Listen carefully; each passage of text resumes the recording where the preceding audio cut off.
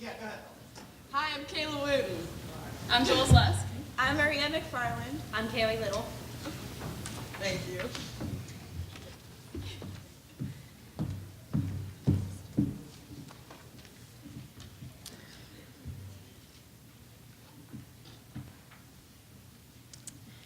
Picture this.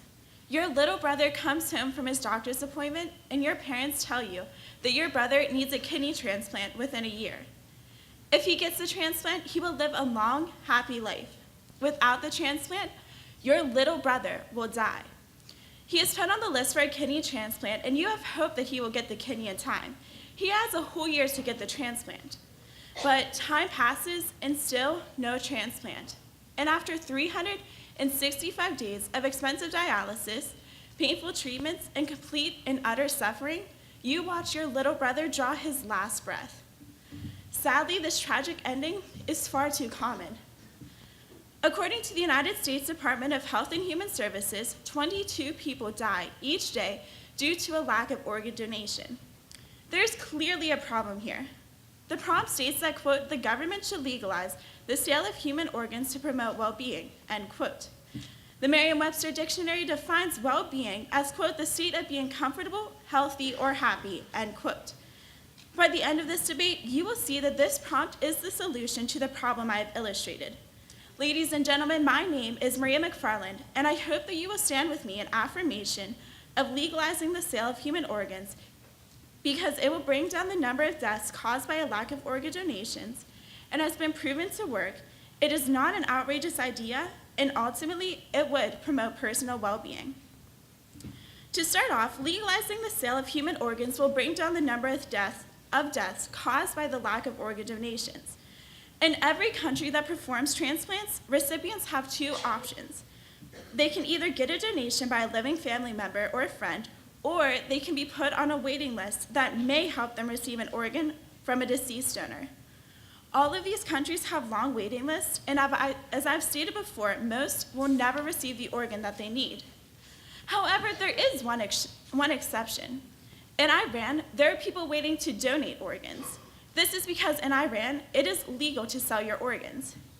In an article published by the New York Times on July 31st, 2015, appropriately named Need a Kidney, Non-Iranian, You'll Wait, it stated that in the mid-1990s, Iran established a state-regulated system in which the government paid donors the equivalent of about $3,500 in Iranian currency. By 1999, the waiting list for a kidney was essentially eliminated. The reasoning behind this is simple. People are more likely to do the right thing if they are given incentive for their actions. Which brings me to my next point. Legalizing the sale of human organs will promote personal well-being because more people will be willing to donate organs if they are given incentive.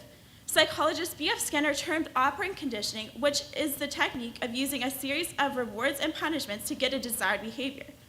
A positive reinforcement is something given after an action that makes it more likely to happen again or more likely to happen in the first place. In the case of organ sales, if a person knows that they will be compensated for their donation, they will be more likely to participate. I would like to believe that we live in a utopia where people do the right thing without expecting anything in return, but that is not the case. If we are going to get the action we want, we have to provide some sort of incentive. Before I let my partner further my points and tell you about the legalities and logistics behind the sale of human organs, I would like to ask you to keep yourself in the situation that I depicted at the beginning of my speech. If there was a way to save the person you love, wouldn't you implement it? Thank you.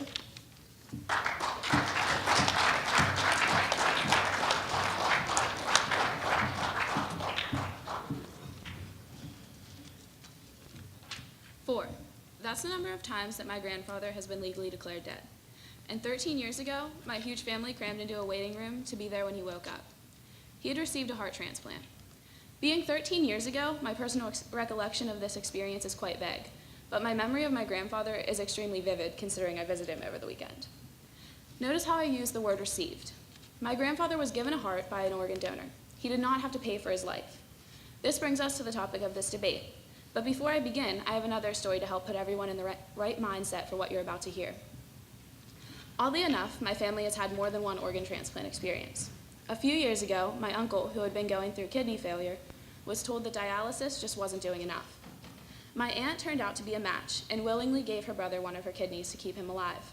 So put yourself in my uncle's place, except now with the sale of human organs being legal. In an article, Cash for Kidneys, Julio Iglesias and Gary Becker estimated the average price per kidney to be $15,000. Would you want to pay $15,000 just to be able to walk out of a hospital? Better yet, would you be able to pay $15,000? In my aunt's position, would you ever be able to force a family member to pay for their life? My name is Juliana Lusk, and I am a senior here at Bellwood. This debate, as you already know, is about the sale of human organs. More specifically, the resolution is, the government should legalize the sale of human organs to promote well-being. Well-being is defined by Oxford Dictionary as the state of being comfortable, happy, and healthy. My partner Kayla and I negate this resolution, and throughout the course of this debate, intend to prove that the sale of human organs does not promote well-being by any definition, but specifically by the guidelines of the definition stated. Simply put, there is nothing wrong with the status quo in place regarding this topic. The way organ transplants are currently legally done is the best way they can be. There are rules and regulations put in place to promote well-being. All of the aspects come together to guarantee your best chance of survival. There are countless reasons to negate the resolution, and my partner and I will address as many as we can. However, due to time constraints, we would like to specifically hit on the major and relatively broad topics.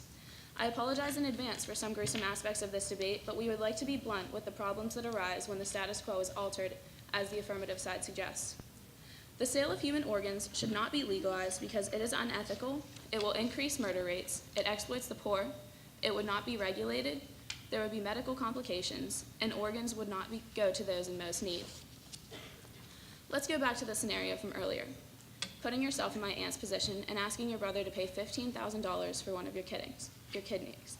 Jokingly, you may say, of course I want that money, but it coming from a sibling on their deathbed changes things. It is simply unethical to ask that of someone in their situation. Now, my opponent may say that my partner and I are pushing our morals onto others, but this is far from true. The status quo is the way it is because of general morals of our society. If enough people wanted the sale of human organs to be legal, it would be. Japanese sociologist Dr. Aoe draws an interesting connection between the sale of human organs and cannibalism. He warns that we are beginning to look at each other's bodies greedily as a way of getting new parts to make our own lives better. He calls this social cannibalism.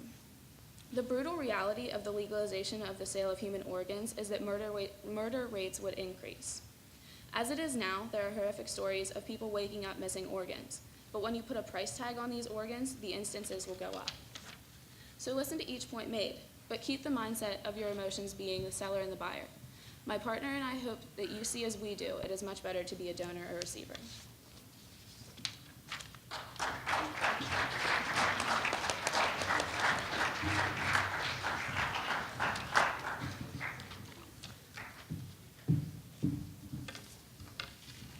Okay, Jules. So, would you agree that having a fully functioning organ would promote health? Yes, so why should we take the people that are perfectly healthy and have fully functioning organs and take them from them? Because actually when you do an organ donation, you're getting rid of organs that you don't necessarily need.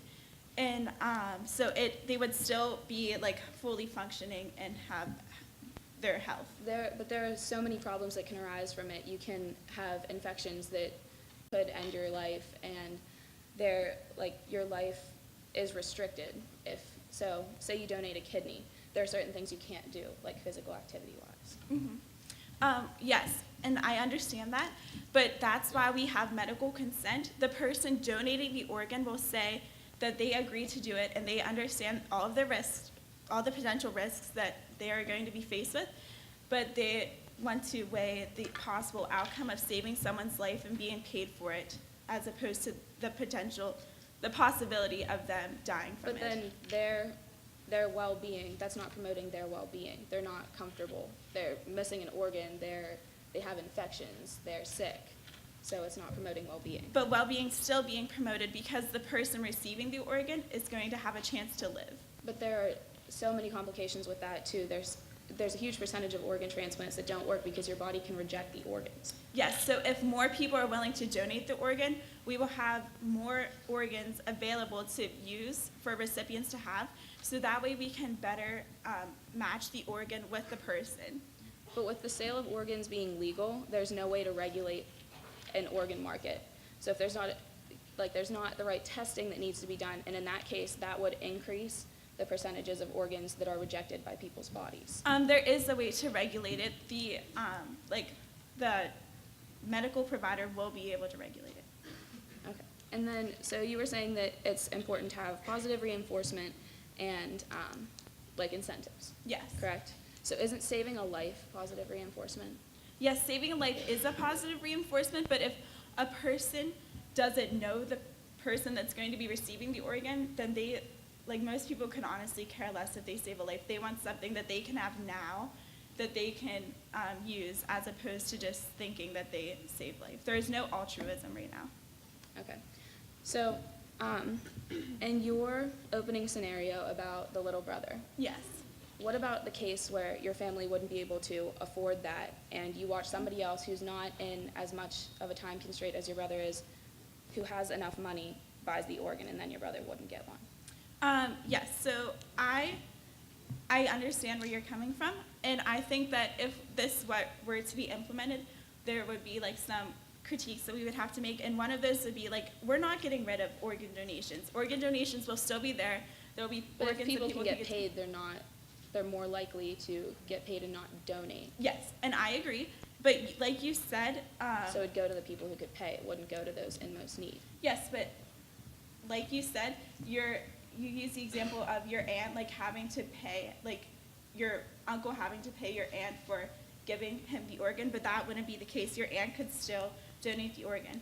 And yes, I see that you're saying the problem, only the rich will be able to benefit from this. Is that what you're getting at? Yeah. But I think right now there clearly is a problem at hand. If 23 people are dying each day because they don't have an organ donation, then we need to change. And by changing and getting more organs into the system that can be donated, we will be saving lives. And I think saving a rich person's life is good. Saving any life is good. It doesn't matter whether it's a rich person or a poor person. But shouldn't, We'll have to move on to the next speaker.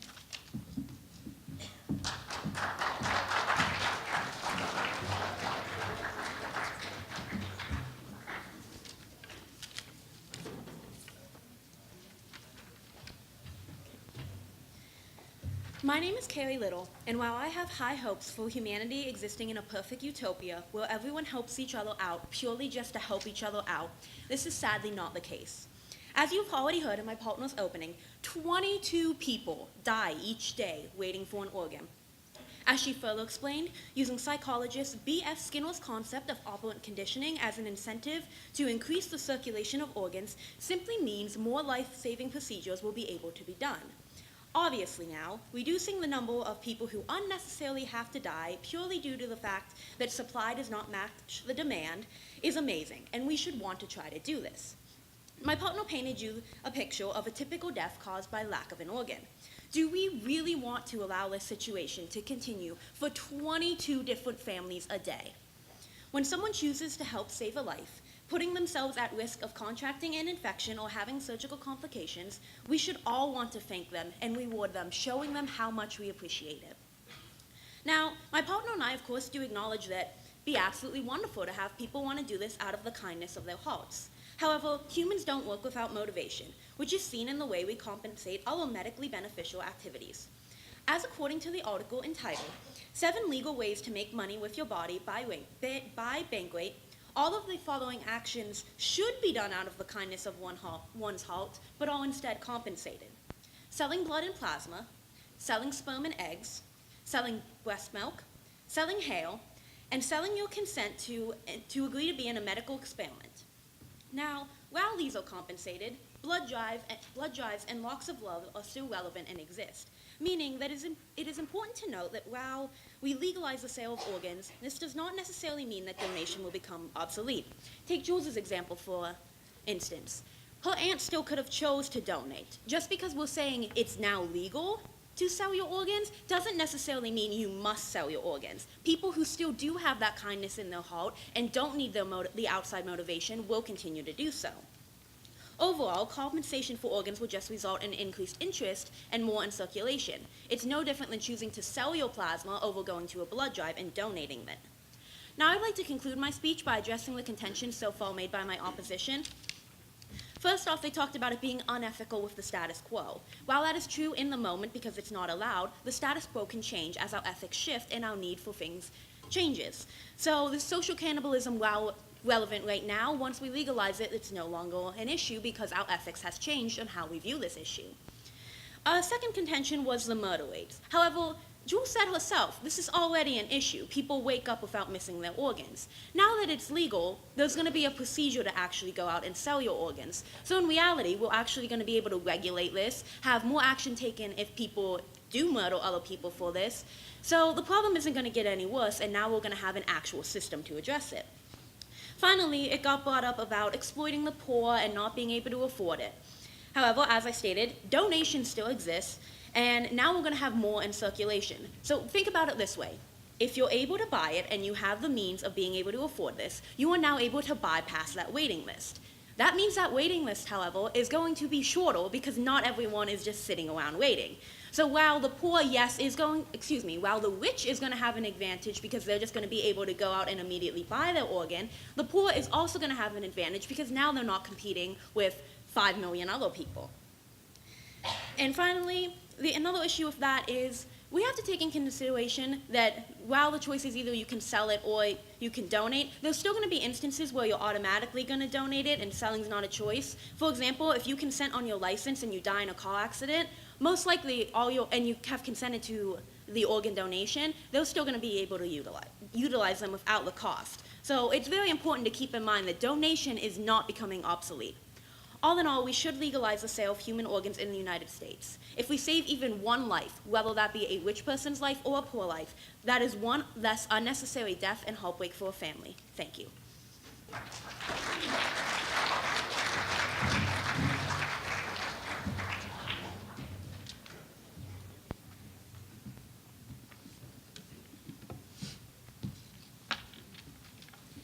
Hello, everybody. My name is Kayla Wooten, and I'm a senior here at Bellwood. The issue we are debating today is whether or not the government should legalize the sale of human organs to promote well-being.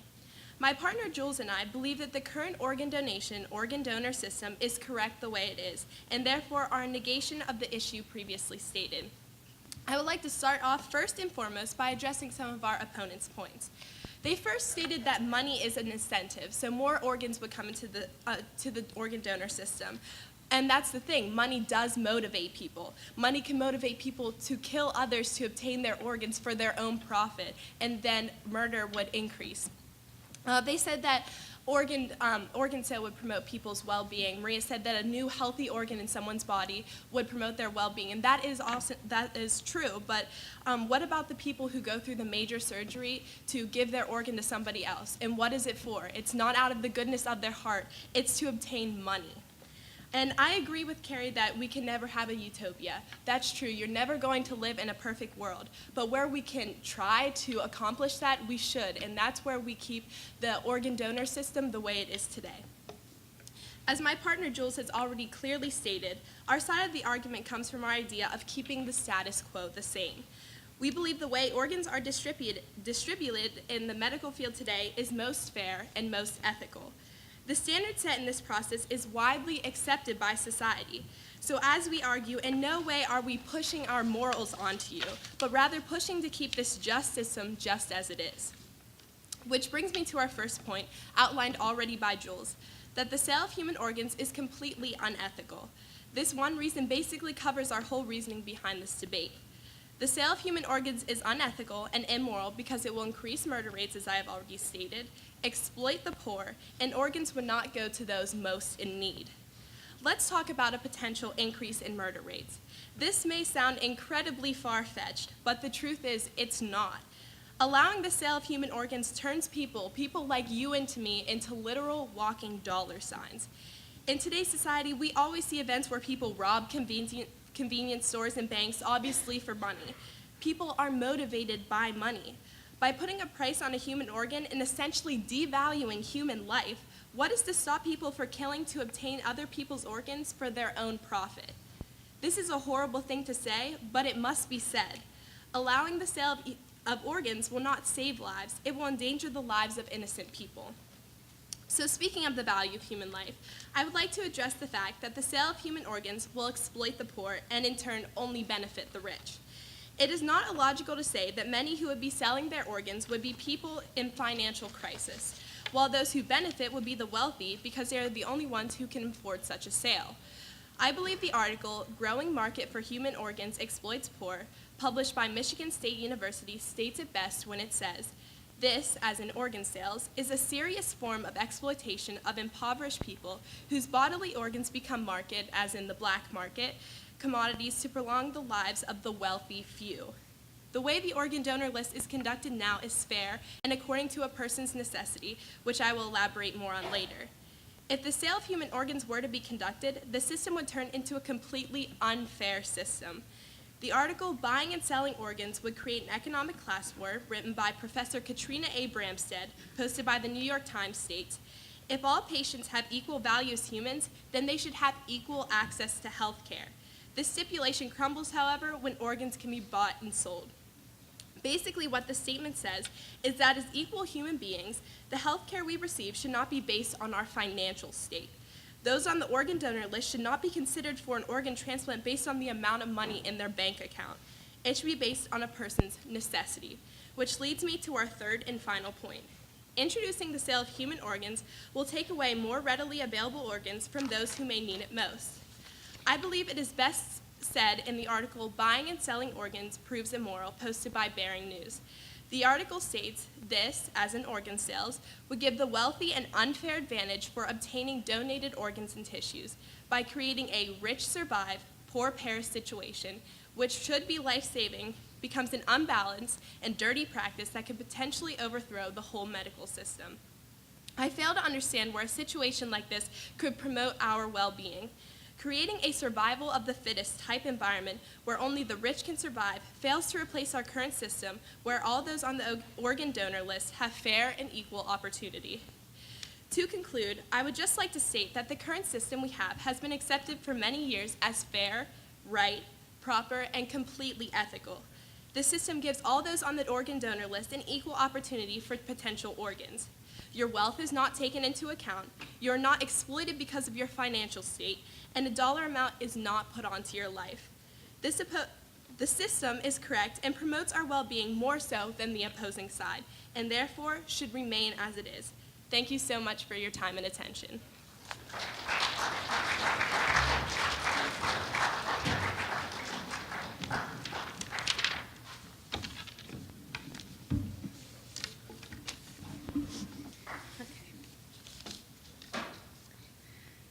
So, while it is valid to look at the different impacts on the various economic classes, at the end of the day, isn't a life still a life being saved? I agree that a life is a life. I agree that if you're thinking about it that way, life is still a life. Wouldn't you say there would then be instances of people killing other people for their organs for their own profit and then you lose a life? Well, I mean, that problem already exists on the black market. That's why I'm saying that if we do this, yeah, that problem will still exist, but now we have regulations in place as well. Yeah, but also it makes it more applicable for other people to kill more people. It makes money more easier to get than on the black market. But I mean, someone just can't show up at a hospital with a kidney and it's like, here you go, like I have this, I'd like to sell it. So there was going to be now a procedure that it's like, okay, you have to get this testing done. If you match, you're going to be allowed to you're going to be allowed to sell your organ, receive compensation. Like, I don't understand why that wouldn't then limit the number of murders, because we do now have a strict, this is the procedure, this is how you must go. I believe that some people's understanding, you understand how this may work, that people wouldn't be able to just drop off kidneys, but I don't believe that would be a general understanding by society. I believe that people just are motivated by money. They think, hey, I could get $15,000 from this, but they don't want to undergo major surgery themselves. So maybe some people are crazy, like maybe they will kill somebody else for their organ and they don't understand the rules and regulations set in place. So I have a question for you.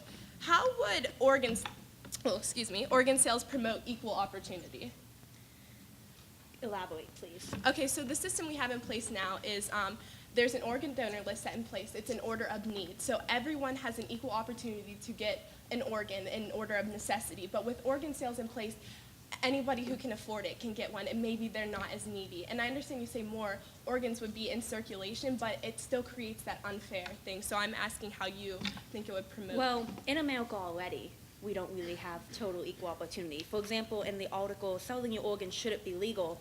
It points out that poor people are the ones who often get the worst jobs to begin with, who works in coal mines, who works in jobs that have a lesser pay rate because of lack of education and everything. So if you want to consider it that way, that's then looking at a huge social problem we have in America overall.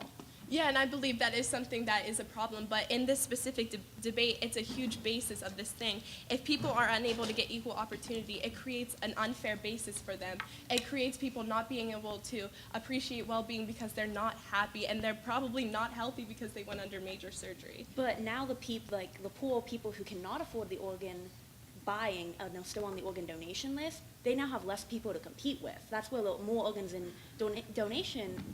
more organs in circulation comes into play than just donations, because now, okay, you can buy it, skip the waiting list, and now that's one less person on the donation list. So wouldn't it really be helping the poor that it's like, okay, now I'm just trying to compete with other people who can't afford it?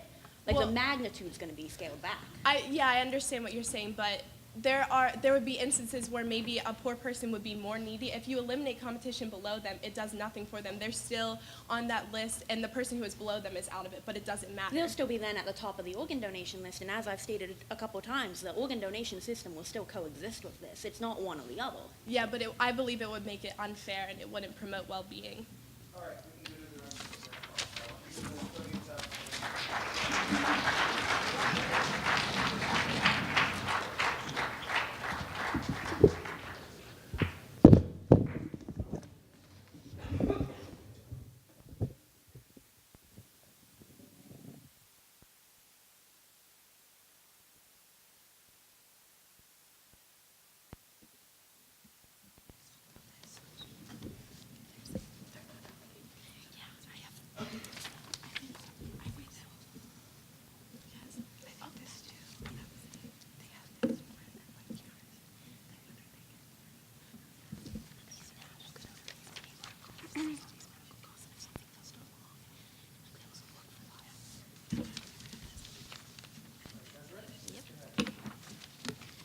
Okay, so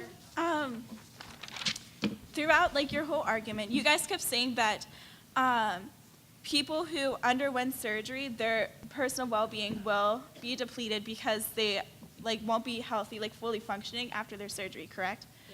Yeah. So regardless of whether they're being paid for their organ or not, they're still undergoing the surgery, which will, as you guys say, it will deteriorate their personal well-being.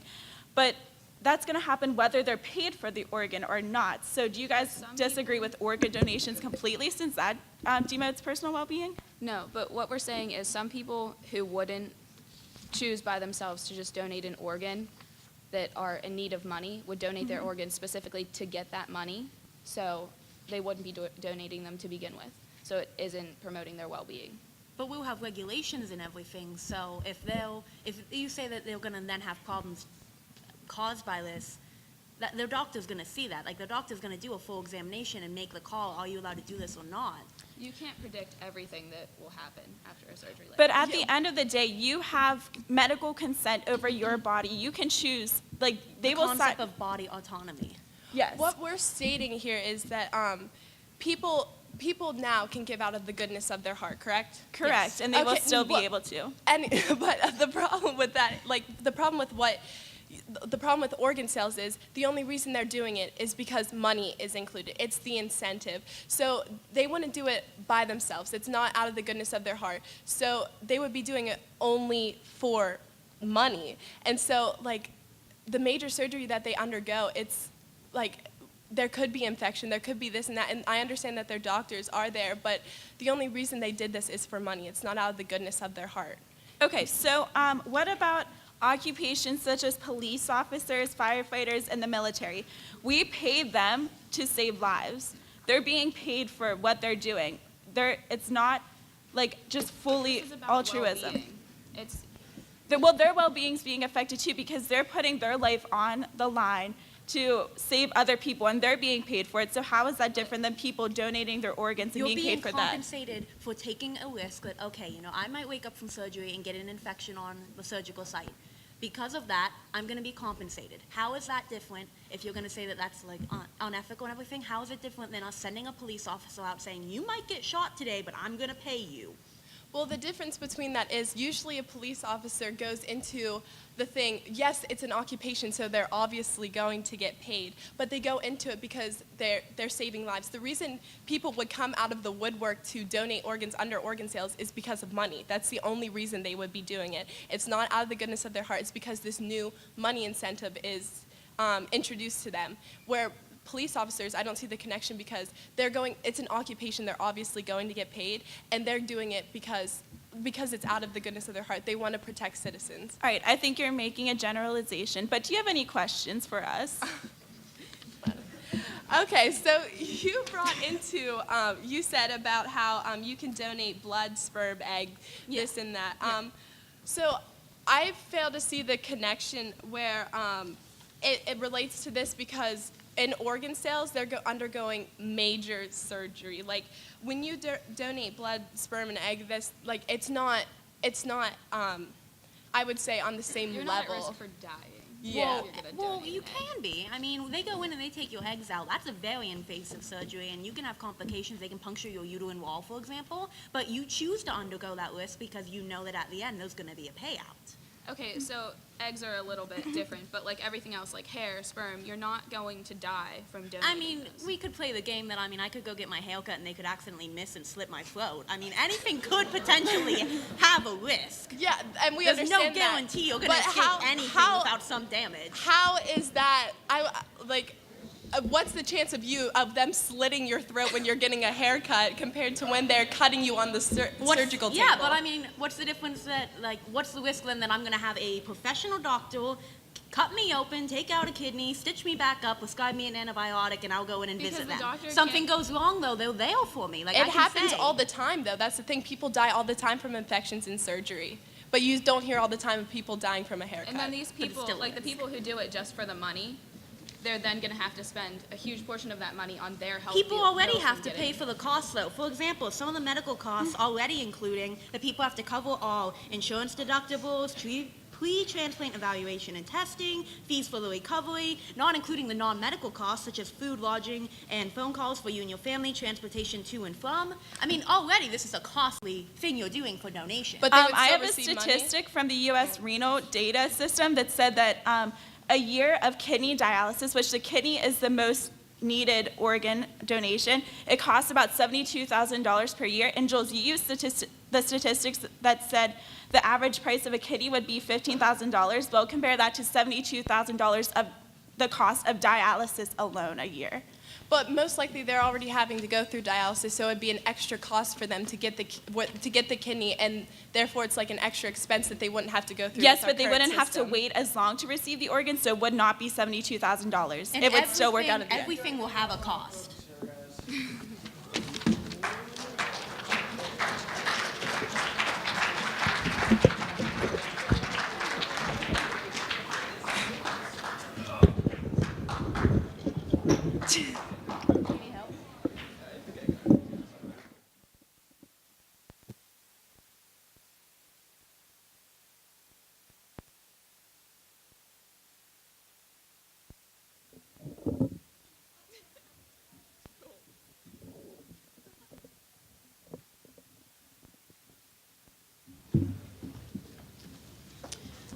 Okay, so at the end of the day, as much as we hate to admit it, there are classes. Welcome to America. The poor don't always get the benefits that the rich do, and this occurs a lot in the medical field. But this doesn't mean that we should hold back the rich. Our opponent has tried to say that legalizing the sale of human organs will only benefit the rich. And if that's true, at least someone is being benefited.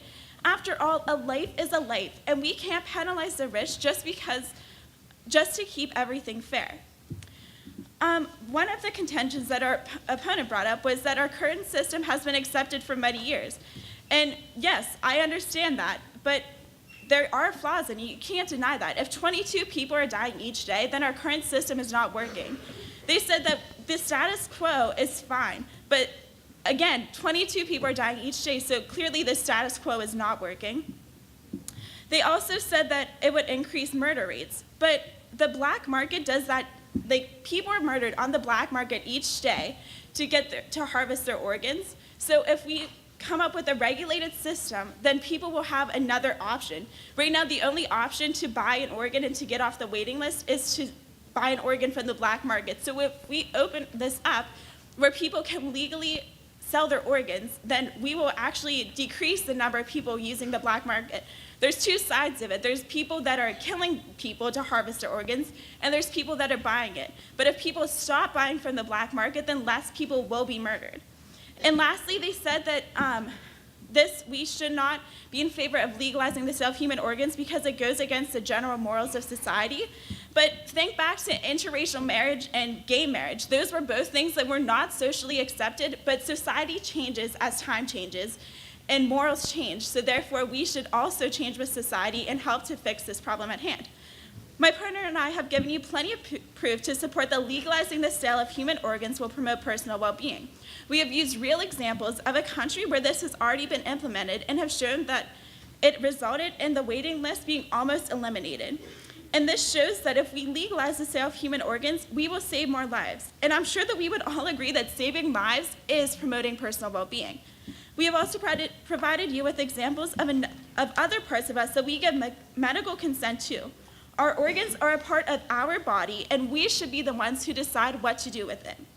Conclusively, if you agree that more lives being saved, the more lives would be saved if more organs were available, and if you agree that personal well-being is the state of being comfortable, healthy, or happy, then you must be in favor with legalizing the sale of human organs to promote well-being, because both the donor and the recipient will benefit.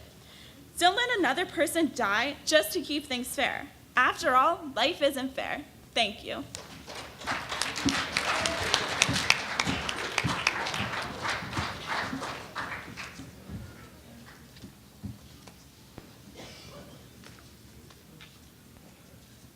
I would like to begin by addressing some points made by my opponents. The first point was that more organs would be available. As I have pointed out, there are countless complications that come with these organ transplants, whether they are donors or that you are buying and selling organs. And whenever you're doing it just to get money, it doesn't promote well-being for a perfectly healthy person to sell an organ. Another point was made that the rich, their lives would be saved. That's great, a life would be saved, but this isn't equal opportunity, nor is it fair. Okay, so my opponent used the scenario of a younger brother not getting an organ, but, sorry.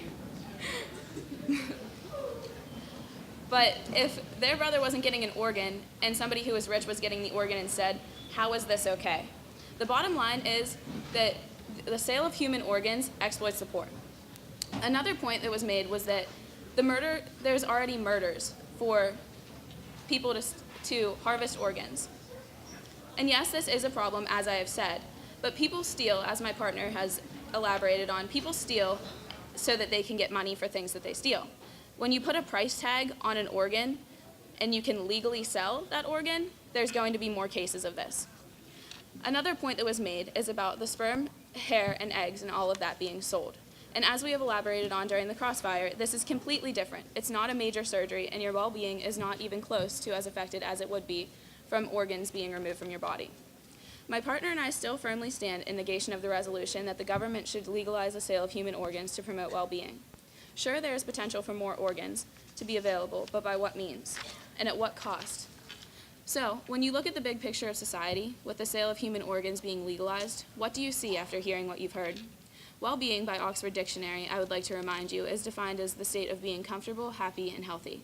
When I picture a society that you can legally buy and sell organs, nobody's smiling. There are scars and sickness, and death is more common. I hope that through each of our contentions, we have painted the same eye-opening picture for you. One of the points that has been unrefuted through our side is that this exploits the poor. They have said that this is fine, that it saves more lives.